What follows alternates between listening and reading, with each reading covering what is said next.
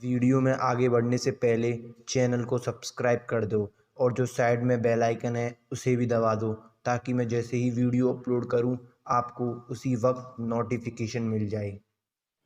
दुनिया आजकल काफ़ी टेक्नोलॉजिकल एडवांस हो चुकी है। साइंस के दम पर हमने ऊंची ऊंची बिल्डिंग्स और कठिन से कठिन मिस्ट्रीज़ को सॉल्व किया है, पर हम यूँ नहीं कह सकते कि हमने सारे मिस्ट्रीज़ को सॉल्व कर लिया है। आप देख रहे हैं फैक्ट्स वर्ल्ड और मैं आज आपको कुछ अनसॉल्व्ड मिस्ट्रीज़ के बारे में बताऊंगा। Let's start the video. Formation of moon. दोस्तों, हमारा एकमात्र नेचुरल सैटेलाइट है जो कि मून है। ये रात के आसमान में बहुत ही खूबसूरत दिखता है। रिसर्चर्स का मानना है कि अर्थ पे लाइफ की शुरुआत ही मून की वजह से हुई थी।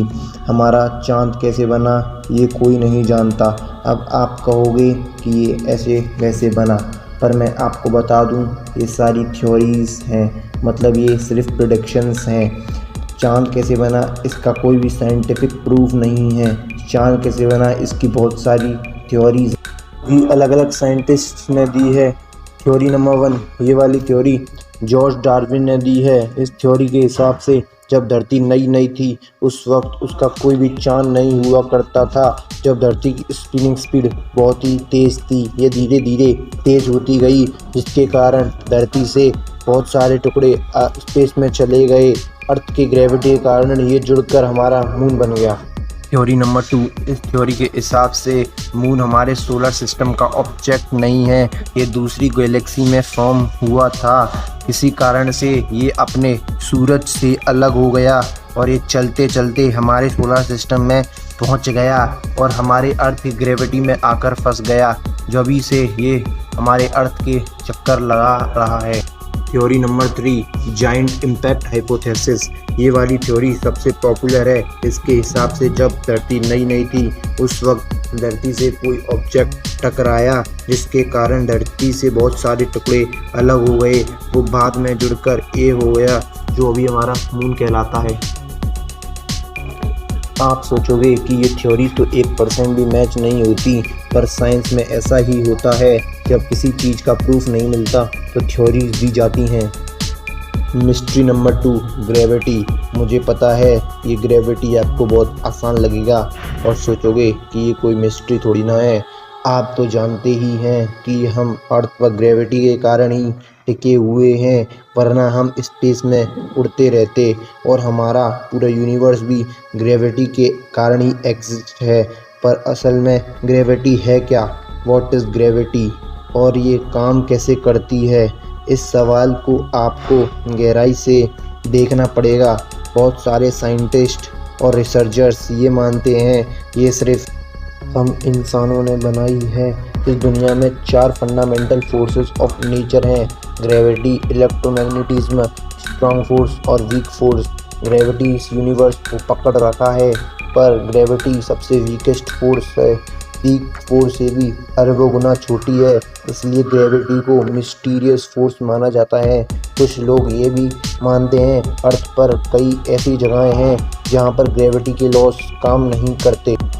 Mystery number 3, formation of oceans. हमारी अर्थ पे जीवन समुद्र से ही शुरू हुआ था, पर ये समुद्र कैसे बना?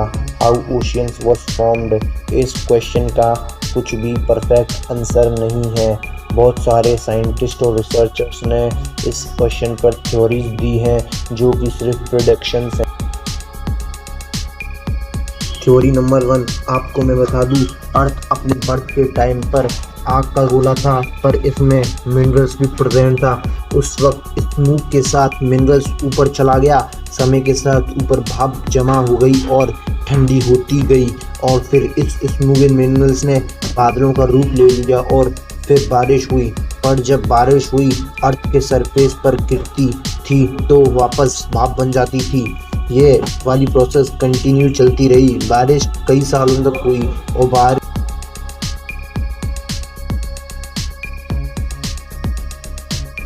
दूसरी थ्योरी की माने तो धरती पर पानी कॉमेट और मीटरॉइड्स की वजह से आया है।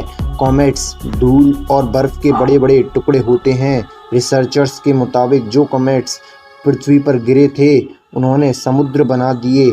एक मीटरॉइड होता है जिसका नाम कार्बोनेशियस क्रोनोडाइट है, उस पे जो पानी पाया जाता है वो हमारी पृथ्वी के समुद्र के पानी से मिलता जुलता है।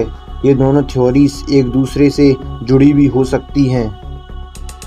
मिस्ट्री नंबर 4, डॉग्स क्यों रोते हैं? Why does dogs weep? इस क्वेश्चन के आंसर साइंस और स्पिरिचुअलिटी के अलग अलग हैं। अगर साइंस की माने तो जैसे हम जानते हैं डॉग्स सोशल क्रीचर हैं, मतलब वह ग्रुप में रहते हैं और जब वह अपने ग्रुप से अलग हो जाते हैं उनसे कम्युनिकेट करने के लिए कुत्ते हाउल करते हैं। ऐसे सब बर्ड्स और एनिमल्स करते हैं। अगर हम इस सवाल का जवाब स्पिरिचुअलिटी की नज़र से देखें तो ये माना जाता है कि डॉग को आत्माएं दिखती, इसलिए वो रोते हैं या उन्हें किसी आने वाली मुश्किल का पता चल जाए। डॉग्स की सुनने की शक्ति और स्मेलिंग की पावर बहुत ही तेज़ होती है। डॉग्स की स्मेलिंग की पावर 10,000 गुना तेज़ होती है कंपेयर टू ह्यूमंस। उन्हें फ्यूचर में आने वाले डेंजर का पता पहले ही चल जाता है।